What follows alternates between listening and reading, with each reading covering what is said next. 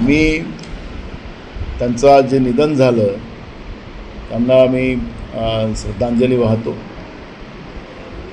काँग्रेस पक्षाच्या वतीनेही वाहतो. आणि आपण पाहिलं असेल की लता मंगेशकर, आशा भोसले, मोहम्मद रफी, किशोर कुमार आणि मुकेश हा जो कालावधी या गायकांचा जो राहिलेला आहे, देशातच नव्हे तर जागतिक पातळीवर हे एक पिढी जी गेली याच्यामध्ये शेवट आशा भोसलेच राहिलेल्या होत्या, पण त्याही आज त्यांचा हृदयविकाराने मृत्यू झाला.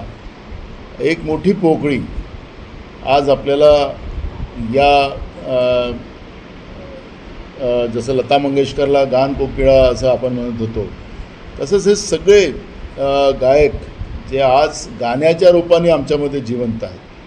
आजही आपण ही सगळी जी नावं मी गायकांची घेतलेली आहेत त्यांची गाणी आजही आपल्यामध्ये जिवंत आहेत, लोकप्रिय आहेत. आणि सगळ्या याच्यामध्ये क्लासिकल असेल, कुठलंही गाणं असेल, आशा भोसले त्या पद्धतीनं गायच्या. आणि अशा लोकप्रिय गायिका आज आपल्यामध्ये नाहीत. एक मोठी पोकळी त्या निमित्तानं निर्माण झालेली आहे.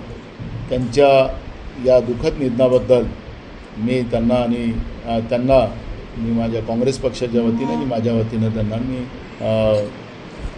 शोकसंवेदना व्यक्त करतो.